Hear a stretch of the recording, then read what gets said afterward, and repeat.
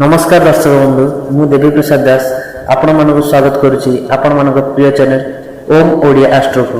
दर्शक बंधु आज आम मैंने आलोचना करवा कर्कट राशि विषय रे। आम राशि चक्र 12टी राशि मध्य कर्कट राशि हूँ 4 नंबर राशि। यही राशि स्वामी बा अधिपति चंद्र। यही राशि अधिपति चंद्र होइथिबारु व्यक्तिर मन उपरे सदासर्वदा प्रभाव पकई थाए। जमिति पूर्णिमा और अमावास्या चंद्रर आकार चेंज हुए से ही हिसाब से व्यक्तिर स्वभाव में परिवर्तन देखा जाए। परिवार संगे यही राशि व्यक्ति मानकर बहुत भल पड़ी था। यही राशि जात व्यक्ति माने शास्त्रप्रिय गुणवान क्षमताशाली दूरदृष्टि संपन्न भोगविलासी और शांतिप्रिय होता।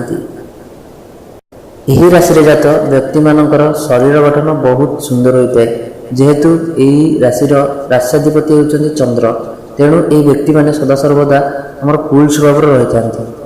बेले बेले यही राशि व्यक्ति विशेष माने रागी स्वभाव हो जाती, किंतु सांगे सांगे कूल हो जाती।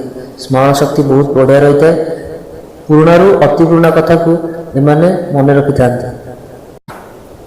माइंड बहुत भल चले। जदि कौन करवा उचित कौन न करवा उचित कथा आसे तेबे माँ को आज्ञा पालन करंतु, बहुत ऊपर उठे।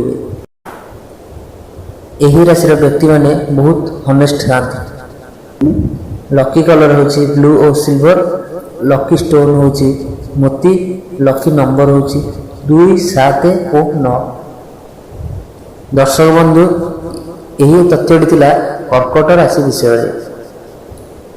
दर्शक बंधु जदि मो वीडियोटी आपण मानक पसंद लगी तेबे लाइक करंतु, शेयर करंतु और सब्सक्राइब करंतु और पाखरे थिबा बेल आइकन टाको दबाई दियंतु, जहा द्वारा मु नुआ नुआ वीडियो अपडेट आपण मानक पाखरे प्रथमे पहुंचे।